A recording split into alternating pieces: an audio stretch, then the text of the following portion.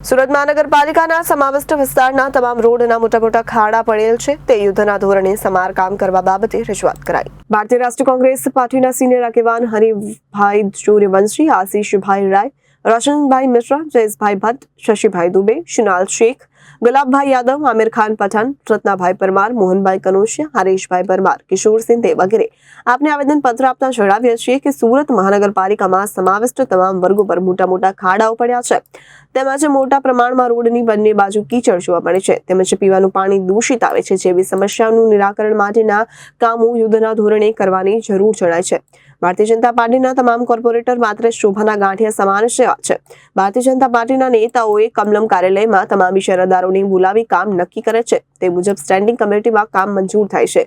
Road, ગટર, પાણી, drainage, electric લાઇટના થાંભલા, સફાઈ કોન્ટ્રાક્ટર, ટેન્ડરો, કામકાજમાં ભ્રષ્ટાચાર થતો હોય તે શહેરમાં મધ્યસ્થ કર વર્તમાન પરિસ્થિતિ જોતા સ્પષ્ટ જણાય છે કે દરેક કામમાં ભ્રષ્ટાચાર થતો હોય છે તે કામની આ મહાનગરપાલિકા પ્રજાની મિલકતો પર ટેક્સમાં વધારો નાખી પ્રજાના પૈસાનો દુરુપયોગ થઈ રહ્યો છે સ્પષ્ટપણે દેખાઈ રહ્યું છે।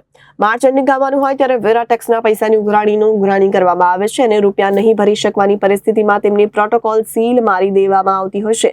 તેવી જ રીતે એક વરસાદમાં રસ્તાઓમાં ખાડા પડી જતા હોય ત્યારે તેવા કોન્ટ્રાક્ટર પાસેથી કેમ લોકોને ટેક્સના પૈસાની વસૂલી કરાતી નથી, કેમ તેઓને બ્લેકલિસ્ટ કરવામાં આવતા નથી। ભાજપ દ્વારા તમામ મ્યુનિસિપલ ઝોનના વડાને ધમકી પણ આપવામાં આવે છે તેથી તેઓ કશું કામ નથી કરી શકતા અને લોકોના પ્રશ્નોની જવાબ પણ આપી શકવાની સ્થિતિમાં નથી, તેને કારણે લોકો પીસાઈ રહ્યા છે।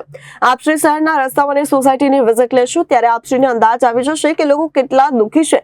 આપ સુરતના ભૂતપૂર્વ મ્યુનિસિપલ કમિશનર સાહેબ SR રાવ જેવું કામ કરી બતાવશો તો વર્ષો સુધી તમને સુરતની પ્રજા આશીર્વાદ આપતી રહેશે। સામાન્ય વરસાદને કારણે રસ્તાની હાલત બિસ્માર થવાથી શહેરમાં ટ્રાફિકની સમસ્યા સાથે અકસ્માતના બનાવો પણ સતત વધી રહ્યા છે તેમજ ખાડાઓમાં પાણી ભરાવાથી પાણીજન્ય રોગોનો ફેલાવો થાય છે તેમજ પીવાના પાણીમાં દૂષિત દુર્ગંધવાળું પાણી મિશ્રિત થઈ આવતું હોવાથી શહેરી પ્રજાજનોને આરોગ્યની હાનિ પહોંચે છે। હરીશભાઈ સૂર્યવંશી, સુરત શહેર કોંગ્રેસના સિનિયર આગેવાન છું। આજે અમે મ્યુનિસિપલ કમિશનર સાહેબને આવેદનપત્ર આપવા માટે આવ્યા છે કારણ કે ભાજપના ભ્રષ્ટાચારના કારણે આજે સુરતની પ્રજા ત્રાહિમામ પુકારી રહી છે અને તેના કારણે આજે લોકોને બહુ મોટી અગવડતા પડી રહી છે।